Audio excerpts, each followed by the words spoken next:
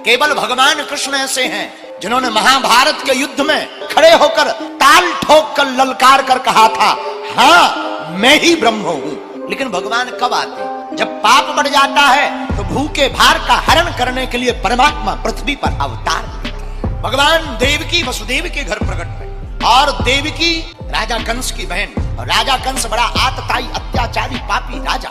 देखो, पुण्य और पाप, सत्य और असत्य, दिन और रात, सुख और दुख एक दूसरे से जुड़े हुए हैं। उसी प्रकार दानव और देव दोनों भी जुड़े हैं। लेकिन जब इस पृथ्वी पर पाप बढ़ जाता है, कोई काम नहीं आता है, तब हमारे परमात्मा अवतार लेकर के भूखे भार का हरण करते हैं। राजा कंस ने अपनी बहन देवकी का विवाह वसुदेव से किया। विवाह किया तो मन में विचार किया, बहन हमारी बहुत प्रिय है, हम गांव के बाहर इसे छोड़ने जाएंगे, लोग हमारी वाहवाही करेंगे कि राजा बड़ा ही श्रद्धावान है, राजा बड़ा भावुक है, इमोशनल है।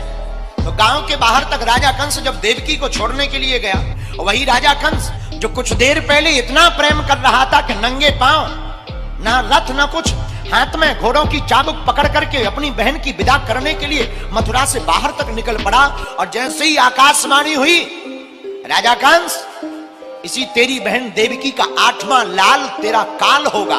तो 8वां लाल काल सुनते ही राजा कंस जो कुछ देर पहले बड़ा मुस्कुरा रहा था, आंखें चमचमा रही थी, घोड़े को चाबुक को पकड़ करके नंगे पैर चला जा रहा था, तत्क्षण आंखें बदल गई, मुस्कुराहट चली गई, लाल नेत्र हो गए, तुरंत तलवार निकाल कर खड़ा हो गया। देखो ये है प्रेम। जहां देखा कि 8वां लाल काल होगा, सो राजा कंस ही स्वयं काल बन गया। देवकी का 8वां लाल अगर काल होगा, हाथ में तलवार निकाली, कहा कि अब 8वां लाल काल होगा ही नहीं। बोले क्यों? बोले ना रहे बीन ना बजे बांसुरी, जब बहन ही नहीं रहेगी तो लाल कहां से होगा, और लाल नहीं होगा तो काल कहां से होगा। केवल राजा कंस बोला हमारा ही कमाल होगा।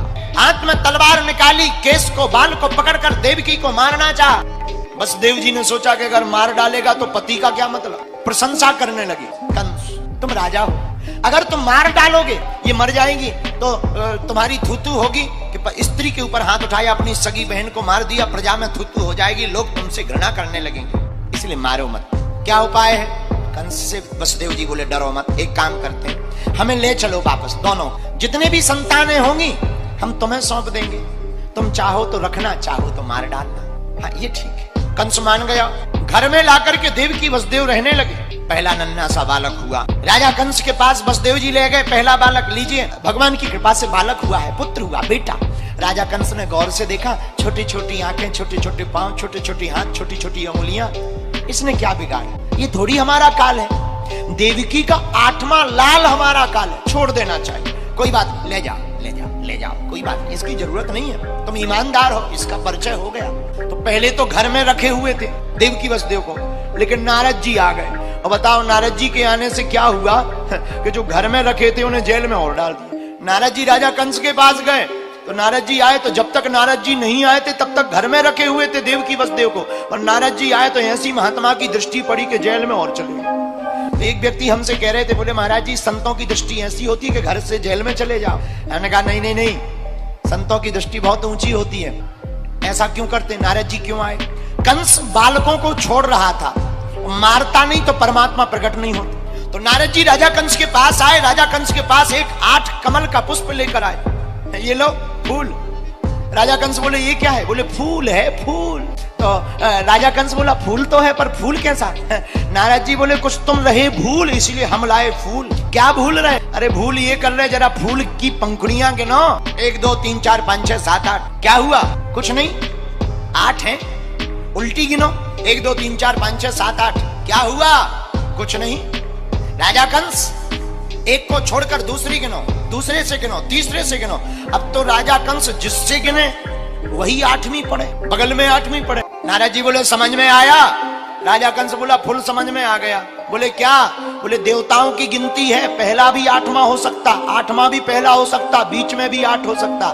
देवकी वसुदेव को बंधन में डाल दिया, कारागृह के बंधन में, और कारागृह के बंधन में पड़ते ही देवकी वसुदेव बंधन में हो गए। बंधन में रहते हुए भी देवकी वसुदेव ने परमात्मा का बंधन नहीं छोड़ा। देवकी वसुदेव अपने नेह को परमात्मा से जोड़े हुए रो रहे हैं, और भगवान से भी रहा नहीं गया। भादों का महीना, अष्टमी तिथि बुधवार का दिन बवकरण श्री हर्षण योग, और ठीक मध्य रात्रि 12 बजे देवकी वसुदेव के कारागृह के सामने भगवान उस कारागृह में चतुर्भुज रूप लेकर के प्रकट हो गए और वसुदेव जी से कहा कि ब्रज में जाकर गोकुल में छोड़ाओ।